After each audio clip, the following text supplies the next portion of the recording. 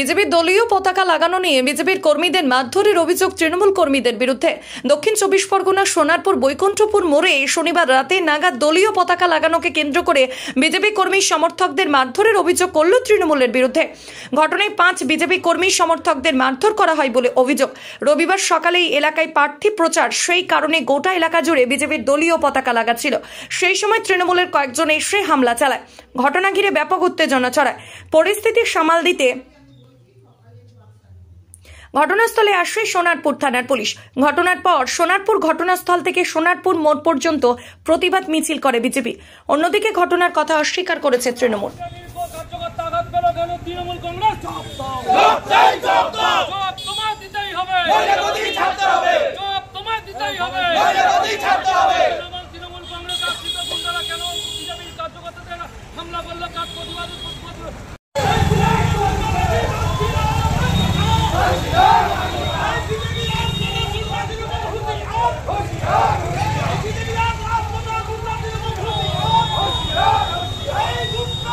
হ্যাঁ, ঘটনা হলো যে পায়ের নিচ থেকে মাটি সরে গেলে যা হয়, এখানে 14 নম্বর ওয়ার্ড, 13 নম্বর ওয়ার্ড, বিশেষ করে 14 নম্বর ওয়ার্ডে তৃণমূলের আর পায়ের কোনো মাটি নেই এবং তারা সেখানে কোনো কার্যক্রম করতে পারছে না।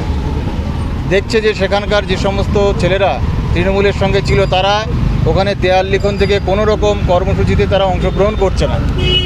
এইটা থেকে ওরা একটা ফ্রাস্ট্রেশনে ভুগছে এবং কাল আমাদের এখানে প্রার্থী আসার কথা, আমাদের এখানে ফ্ল্যাগিংয়ের কাজ চলছিল, সেই সময়ে অতর্কিতে আমাদের উপরে আক্রমণ করে টিএমসি আশ্রিত গুন্ডারা। তো এটা একেবারে অযাচিত যে প্রথম থেকেই একটা হিংসাত্মক পরিবেশ তারা তৈরি করার চেষ্টা করছে। সোনারপুরে এরকম পরিবেশ ছিল না, সেই পরিবেশ তারা তৈরি করার চেষ্টা করছে।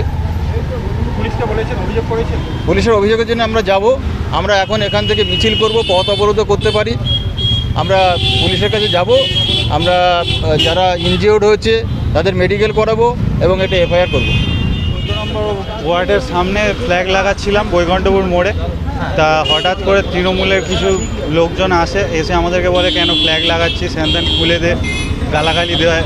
তো তারপরে এবার নিজেরাই ফ্ল্যাগ খুলে ফেলে দিচ্ছে। তো এবার আমরা বারণ করতে গেলে আমাদেরকে ধাক্কাধাক্কি দিয়ে অনেকটাই নিয়ে এসে তারপর মারধর করে, গলা টিপে এখানে কেটে দিয়েছে আমার। তো এই হচ্ছে, আমরা যেমন ছিলাম 4-5 জনকে মোটামুটি মারধর করেছে আর কি। না না, সব খুলে ফেলে দিয়েছে। ঋত্বিক ব্যানার্জি। 5 জন।